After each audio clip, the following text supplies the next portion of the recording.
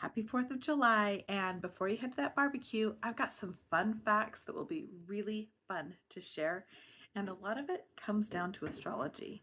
So today, July 4th, isn't actually the day that United States became a country.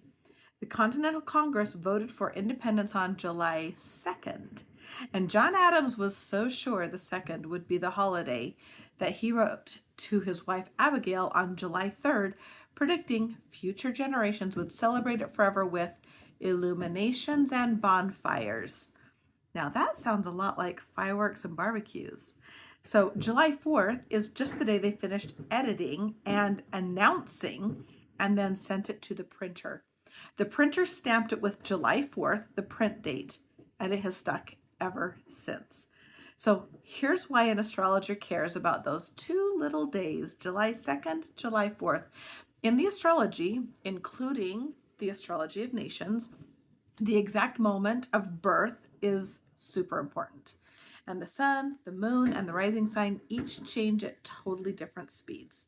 The sun only changes signs about once a month. So either way, July 2nd, July 4th, the United States is a Cancer sun.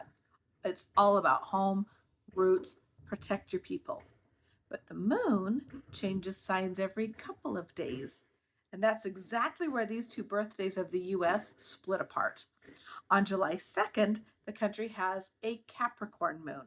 This is about discipline, duty, structure, building the institution. It's very much an energy of we have rules now.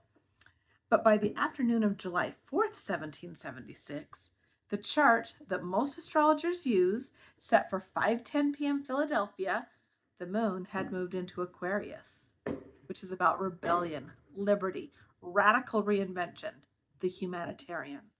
So we have the same country, two different hearts. And then the rising sign, well, that changes every couple of hours. So you can't even cast the chart without the exact time of birth. And nobody ever wrote it down. We have the chart that most astrologers use that is an agreed upon chart, but we are actually a country that has never recorded its own birth time. So when you're grabbing that burger tonight, here's some fun facts that you can share. 3 of the first 5 presidents of the US died on the 4th of July. And John Adams and Thomas Jefferson actually died on exactly the same day, on the 50th birthday of the United States, July 4th, 1826. Another fun fact, the first ever 4th of July fireworks, way back in 1777, opened and closed with 13 rockets, one for each colony. And they were all orange. There was no red, white, and blue in the sky until the 1830s. Another fun fact, most of the founding fathers did not sign on July 4th. Most of them signed on August 2nd. So could that possibly bring in a third birth date? A Leo sun and a Pisces moon? That's fun to think about. John Adams reportedly declined 4th of July celebrations for years, insisting that July 2nd was the real day.